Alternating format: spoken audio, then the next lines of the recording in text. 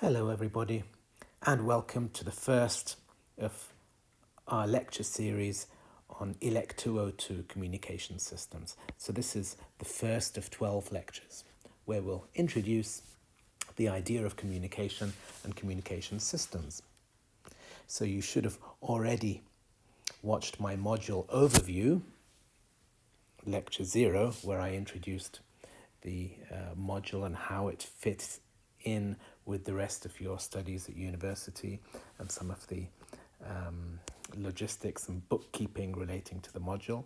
Today, we're actually going to make a start. So before we actually talk about the module, just a few words about what I'm trying to achieve. So what I want from this module is to be able to help and support you to learn a few things about communication systems. We're not going to go into great depth. It's a 7.5 credit module, but we'll be able to understand the fundamentals of analog and digital communication systems. What I want is for all of you to do well. I want you to find the content of the module useful and relevant, and I'll try to make the process as enjoyable as possible. Okay, I can't promise any of these things, but that's what I want to achieve in this module.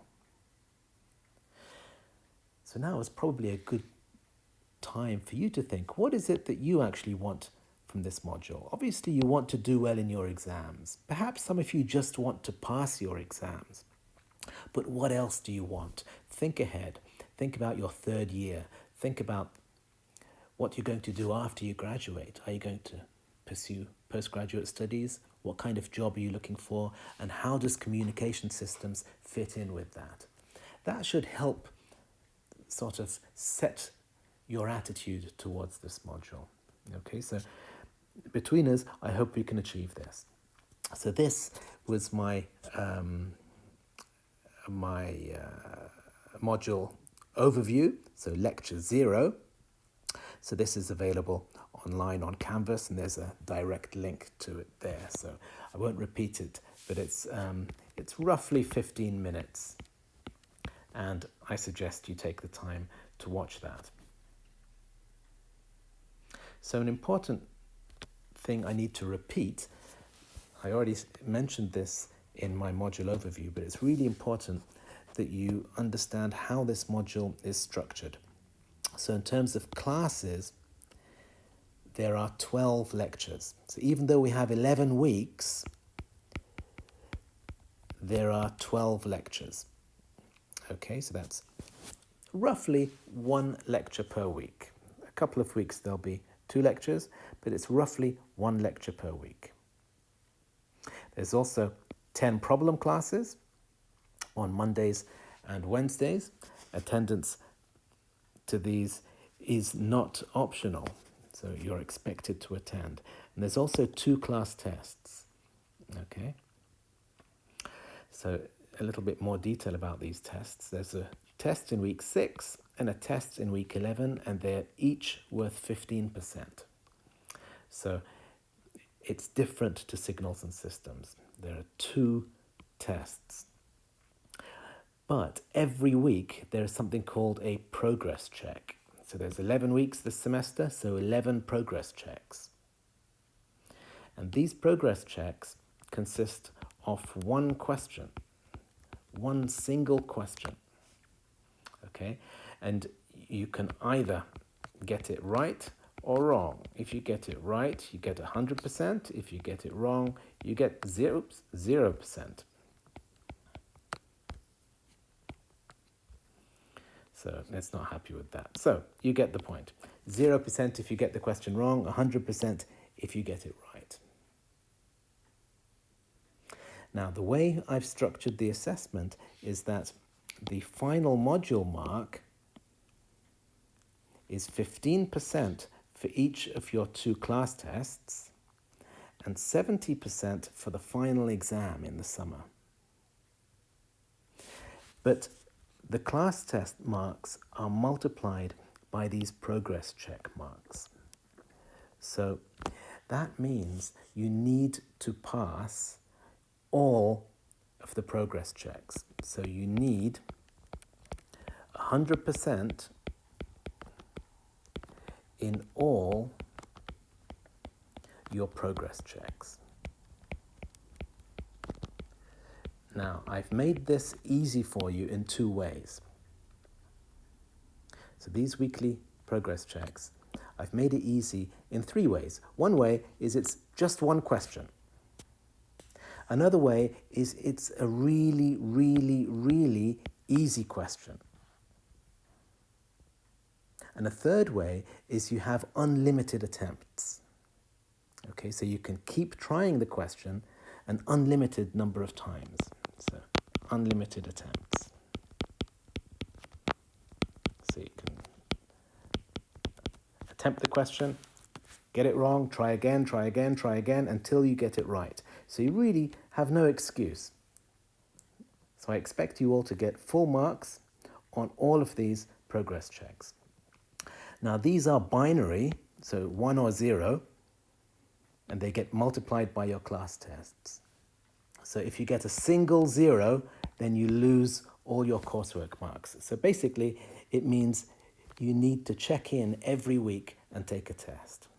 Okay, so in that way, really there's no room for complacency. You need every week to take action on this module. So it's similar to signals and systems in that respect, but it's much easier in the sense that there are only 2 real assessments, and these progress checks, really, they're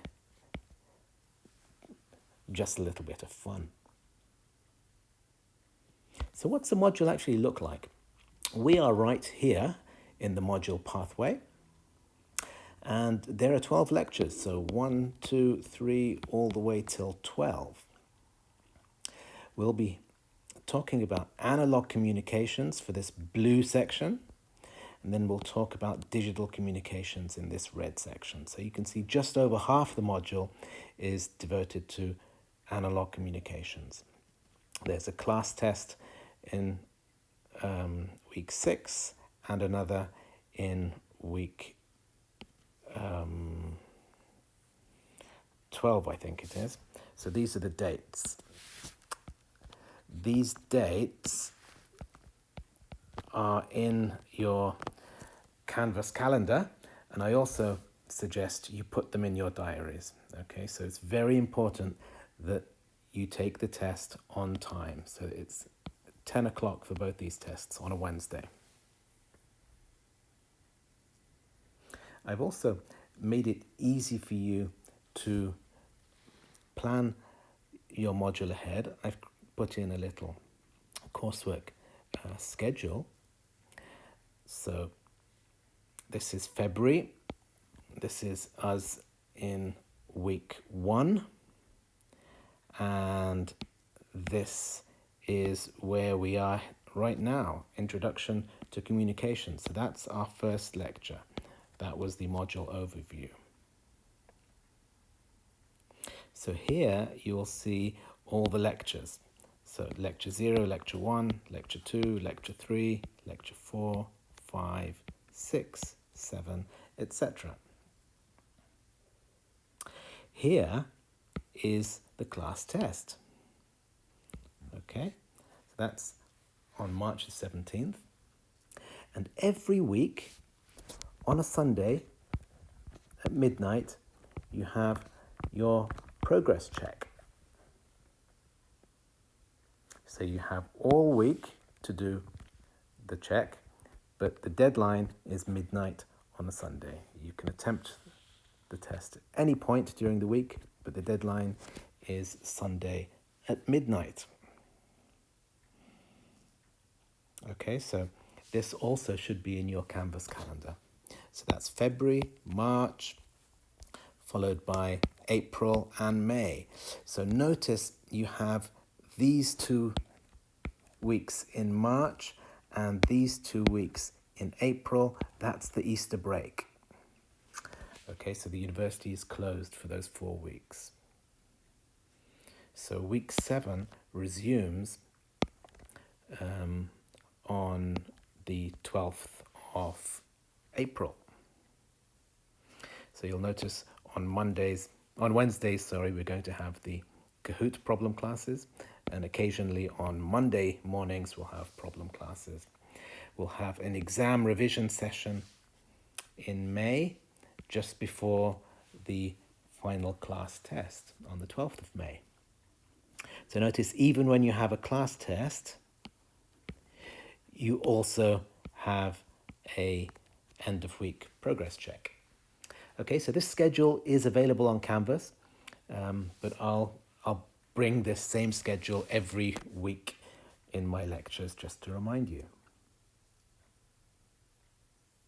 So in terms of books, any undergraduate textbook on communications should do. Now, I strongly suggest that you get yourself a book, either borrow one from a library or, better still, buy a book. Okay, so I still have the books that I had when I was your age and I was studying communications engineering at university. These are the books I had, and I still have them, and I still set exam questions from them.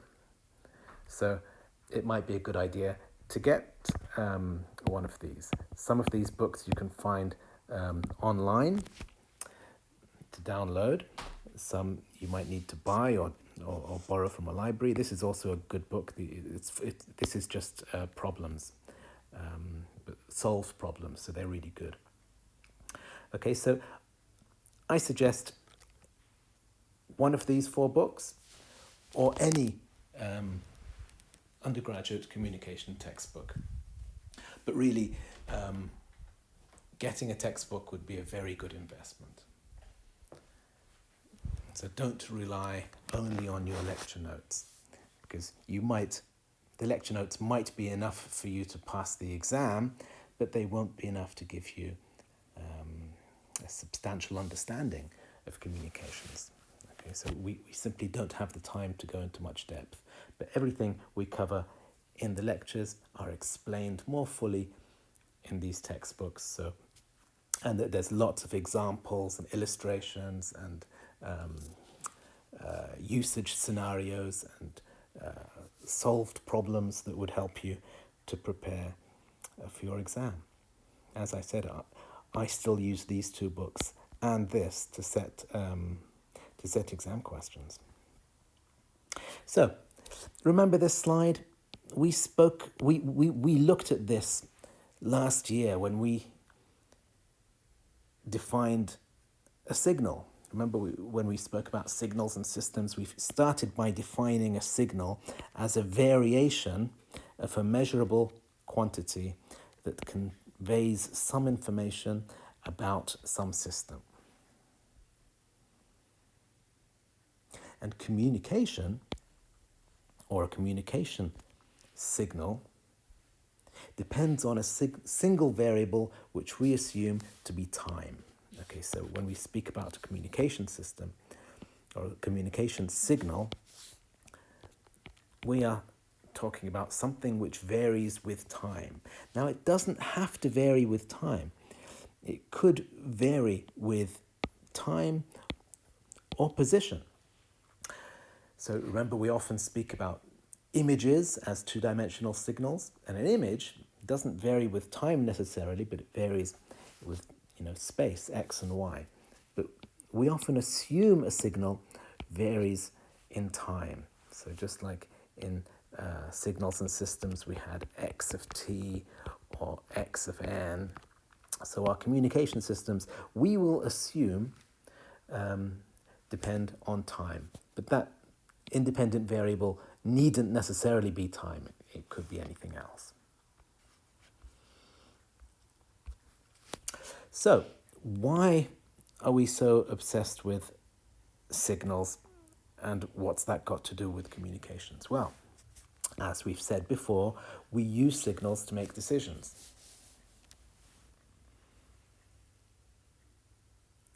And if these signals convey information, then it's the information that we're using to make these decisions. So communication really is conveying this information. Conveying information via signals.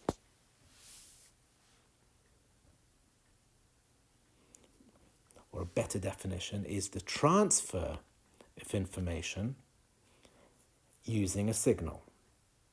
Now that transfer could be in time or it could be in location, i.e. from one time to another or from one location to another. So, for example, a painting on a wall, that is communicating through time. So this painting could be tens of thousands of years old. Somebody drew it tens of thousands of years ago, trying to convey some information. And we are now interpreting this information 10,000 years later. So that is a form of communication.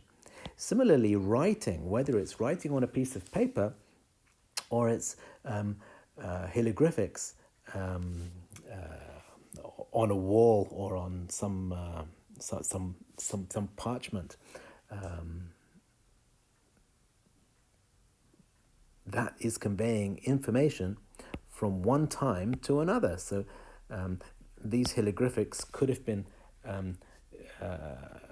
created, written 3, 4, 5,000 years ago, but we're interpreting them now. And it could be, communication could be from one place to another. So from one fortress to another, from one mountaintop to another.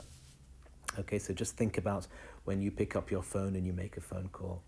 You are communicating in time and in location. So time, there might be a very slight lag, but location, you might be talking to someone anywhere in the world. Okay, so a few more words about communication and the history of communication.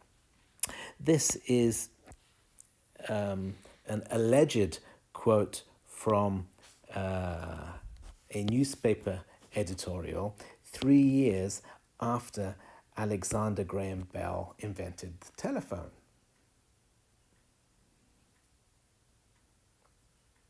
So we don't know if this is a true quote or not, but it survived several years in my lecture notes, and I keep it simply because it is interesting to see what people thought about the potential for communications back in the 19th century. Excuse me. So if this was a normal lecture in class, I would have presented this little video clip. So this is actually a YouTube video, and the link is in my PowerPoint on Canvas, so I suggest you actually watch that. It gives a nice overview of radio technology and a bit of history about wired and wireless technology. So that's an interesting little video clip to watch. You don't have to watch it, but I strongly suggest you do. This slide I included simply because it shows how you can't go a few months without some major headline talking about something relating to communication. So in this case, they're talking about 5G communications. And they're talking about 5G licensing and the 5G spectrum, they're talking about frequencies. So when they talk about 28 gigahertz, if the readers of this website can understand what 28 gigahertz refers to, then an electrical engineer should certainly understand it. Okay, so in this module, we won't be looking at 5G specifically, but we need to understand how all these things fit in. Is 5G digital or is it analog? This 25 gigahertz, is that an analog or a digital frequency? Is there even such a thing as a digital frequency? And if the 25 gigahertz is analog, and if the 5G is digital, how can they even be in the same sentence? So these are things I expect you to think about and I expect you to understand, so that when you read this kind of text, it does make sense to you. So you're able to explain this to other people who don't have the technical background. Okay, so let's make a start talking about communication systems. That's what this lecture is about. So most communication textbooks will start with a block diagram. The block diagram really is just a glorified version of that there. So the classic two tin cans with a wire, a tight thread between them. So you have your two parties at either end, okay, and you have a message source and a message sink. So the message source is here and the message sink is there. And somehow that message needs to get from this end to that end via something we call a communication channel. This is really important because most of communication is about getting the message onto the channel and then getting it back off the channel. That's really what communication is all about. Almost everything we're going to look at this semester is this block and this block. So when we talk about modulation, we're talking about this block. When we're talking about demodulation, we're talking about this block. When we're talking about digitization, we're talking about really this bit here, just before modulation. When we're talking about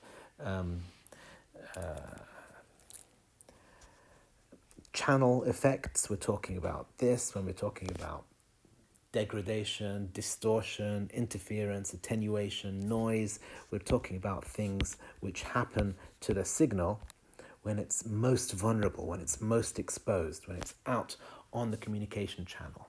Right? So this is where your signal is most vulnerable.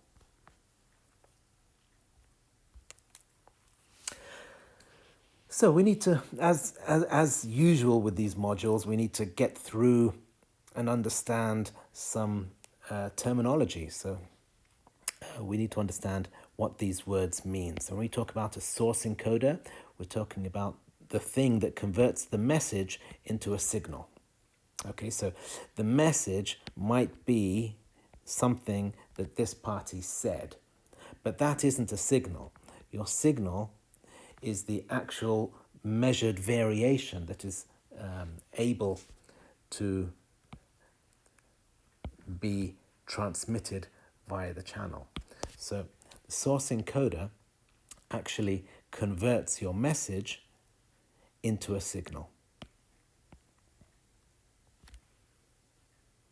And so these are in pairs. So your source encoder, the opposite is the source decoder. That takes your signal and converts it back into a message. And similarly, we have a transmitter and a receiver, and these are often the opposite of each other. So one converts the signal into a format appropriate for channel transmission. The receiver does the opposite. It decodes the received signal back into a message signal. All right? And then that message signal gets turned into the original message at the decoder. And the link between the two is the channel. So, what's the purpose of the channel? Is the purpose to introduce distortion, noise, and interference? No, that's what it ends up doing. The purpose of the channel is to actually allow the message signal to get from one end to the other. Okay, so the channel, if we didn't have a channel, then information wouldn't get from the source to the sink. So it's important to be able to think of any communication system that we see in terms of this block diagram that we were just looking at.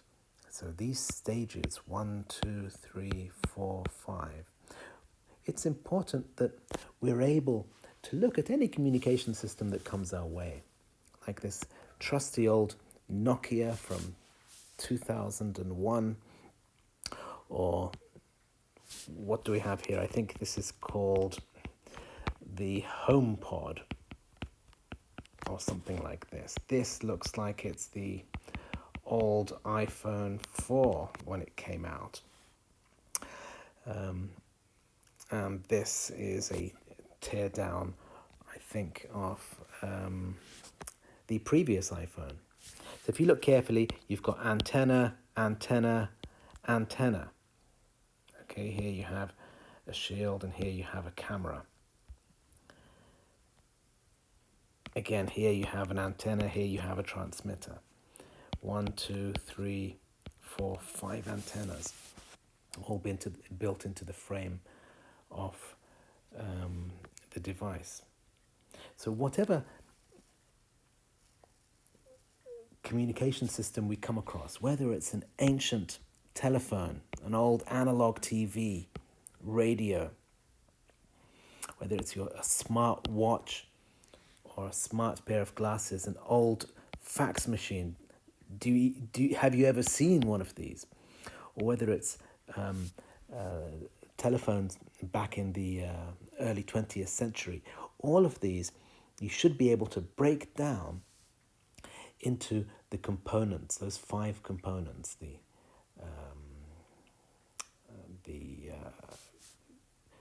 message source, message sink, encoder, modulator, demodulator, and a communication channel. So for each of these, think to yourself, is that a transmitter or a receiver? Or is it both? So here, where is the transmitter? Where is the receiver? What kind of channel does this use? And what kind of channel does this use? Clearly, these two have very different types of channels. And this has a different kind of channel. And the kind of channel will determine what kind of channel degradation or what bad things happen to the signal on the channel, and therefore how we protect our signals from these. So one of the things I wanted to achieve in this lecture is for you to be able to look at things which look like they're single devices and try to break them down into their constituent parts, because each of these has to have those 5 components of a communication system. Now, a little bit more about terminology. We often talk about an information source.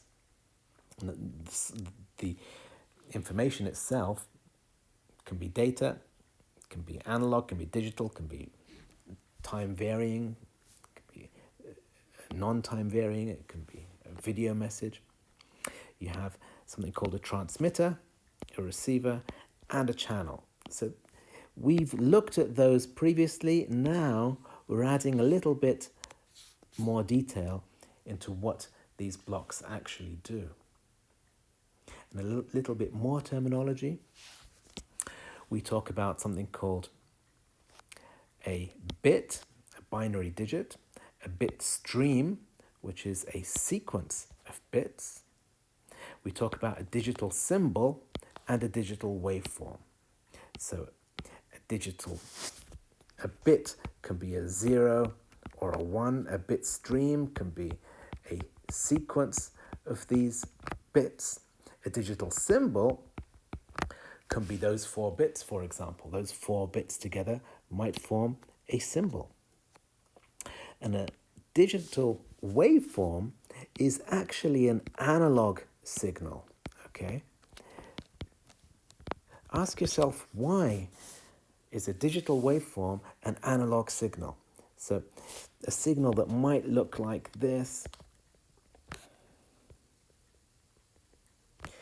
that could represent a sequence of 1s and 0s, okay? So not that one there, but this could represent a sequence of 1s and 0s. So we call that a digital waveform, even though this signal is actually an analog one. So I know last semester in Elect 270, we called this a digital signal. Okay?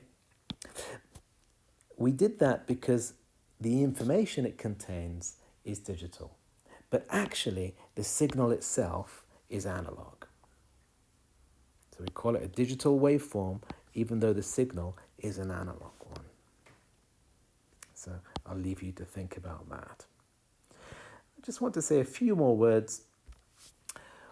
One is about what makes a communication system good. So here we have this communication system. What makes this a good communication system? What are we looking for in a communication system that actually works?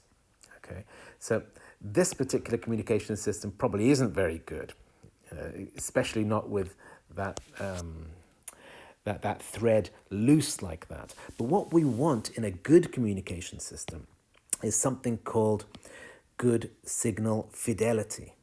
Okay, fidelity means honesty. So it's like when we talk about a hi-fi system. The phi actually is the first two letters of fidelity.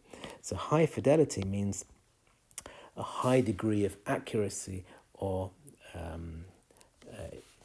where the signal is a good representation, an honest representation of the original message. Okay, and that differs whether we're talking about an analog system or a digital signal. So for an analog system, we look at something called signal-to-noise ratio.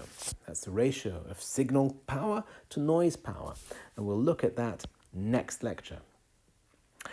If it's a digital signal, we're less interested in SNR, we're more interested in bit error rate. How many bits arrive erroneously, arrive in error. So we're interested in quantifying it using a bit error rate.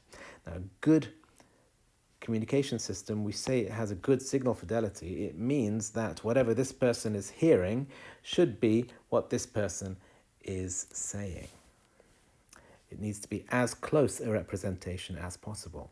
Low signal power, i.e., you don't want to spend a lot of power on this communication, because power is often finite, it's limited, plus it can cost money. So for those two reasons, we often want low signal power. In many cases, we want to transmit a large amount of information in a small amount of time. You want to download or upload as much information as possible in the shortest amount of time. You don't want to wait 10 minutes to download your movie. You don't want to wait 3 seconds for the web page to load. So you want as much information to be transmitted in the smallest amount of time. Now, you don't want a large amount of bandwidth. Why is that? It could be that bandwidth costs money, so therefore you can only afford a certain bandwidth. And it could be that your physical channel has a finite bandwidth. So if you're using a telephone line for your internet, for your broadband, then that physical twisted wire, or the coaxial cable, or the fiber optic cable, whatever the channel is, it will limit how fast you can communicate. So it will limit the bandwidth. So you want your communication system to be able to transmit a large amount of information in a small amount of time while occupying a small bandwidth. Okay, so these are all requirements. That a communication system that can do that, can communicate with a smaller bandwidth, is a better communication system. We also often want low cost, low complexity. Now, these are not the same thing. Low cost and low complexity, they're not the same. But if you have a system that is low complexity, it's usually low cost. I.e., the higher the complexity, the higher the cost. So these two tend to go hand in hand. Why is it we want low complexity and low cost? Because the less we spend on our communication systems, the more competitive they become, the more potential market reach it has. The less complex our communication system is, potentially, the less likelihood for it to break down.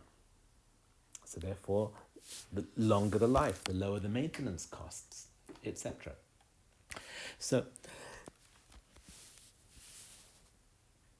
do we want necessarily all of these things? Not necessarily. These are things which make a good communication systems. Sometimes I'm not bothered about the cost. Sometimes I have a lot of bandwidth and I'm not too interested. In some communication scenarios, you might not be in a particular hurry. You might have plenty of time and you only have a small bit of information and there isn't a rush. But these are generally the features of a good communication system. And you can't achieve them all. So all of these compete with each other. If you want something that occupies a small bandwidth, then it's generally going to be slow. And the slower it is, perhaps the lower the fidelity. And the lower power you use, also the lower the quality. So you can't achieve all of these. That's why we need to balance these requirements. And speaking of requirements, there are other things that we need to take into account. Not only do we look at the features of a good communication system, there are technical and technological limitations on things like power consumption, what hardware is available, the Nyquist rate, how fast our ADC can operate, and how small we can make things. But there's also things that perhaps as an electrical engineer you haven't thought about yet, but they are very much important considerations. One is government regulations. So what is it? So it's the BABT here, it'll be different in different parts of the world, but what is it you're allowed to do? How much are you allowed to broadcast? What frequency spectrum is available to you? What does your license permit? And also, consumer demand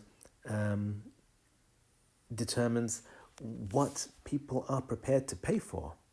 Okay, that's really important.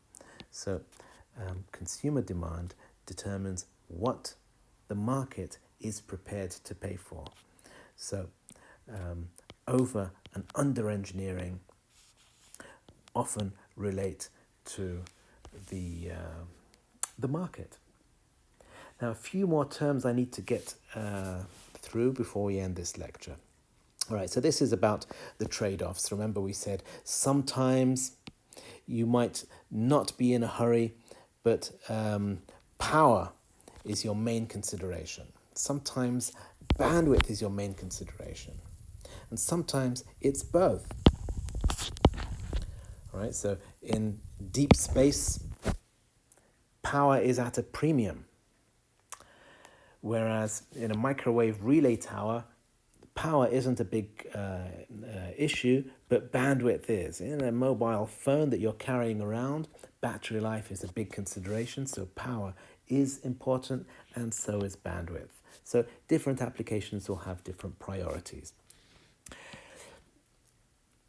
Let me end with this important distinction between baseband and bandpass communication. Okay, this is really important. So when we talk about baseband communication, we're talking about communication at the original signal frequency.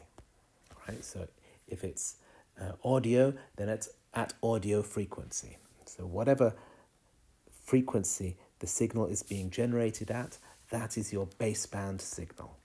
Okay, so it's generally a signal that might have a spectrum that looks something like this. Okay, so it's a perhaps band-limited signal with some bandwidth FM. right? So that's your baseband signal. A bandpass signal is a signal that we've actually done something to. That something is called modulation, and we'll look at that next week.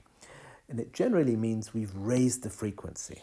So we're no longer talking about a signal that is that occupies this range between 0 and FM. We're now talking about something that's at a much higher frequency. It might look like this, where you have some carrier frequency, and then FC plus FM and FC minus FM. So here, our signal, we refer to it as band pass. Okay, it's much higher than the original signal. So generally, these signals are wireless, and generally, these signals are not. So baseband signals, this is what you would transmit using a cable or physical medium. Bandpass signals are those signals that we would modulate and transmit wirelessly. Okay, so that's all for today. I want to leave you with a few things to think about. So here's some homework. You don't need to submit this anywhere, but I want you to think about the different frequencies. So frequencies is a theme that we will continuously return to throughout this semester. We'll be looking at the frequencies of everything.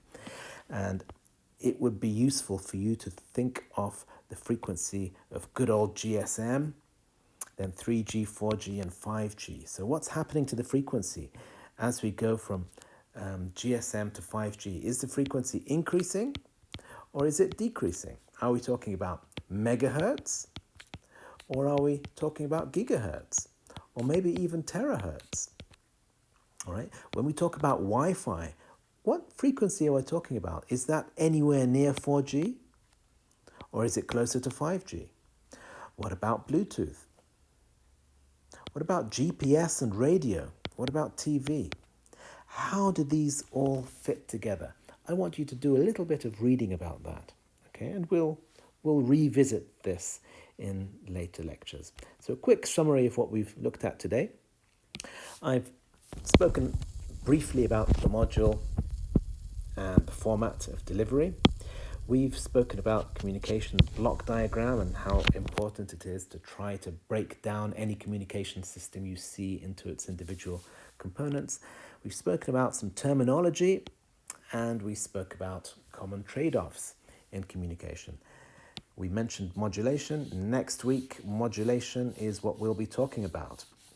So actually, the next 6 weeks we'll be talking about modulation, but next week we'll introduce the idea of modulation.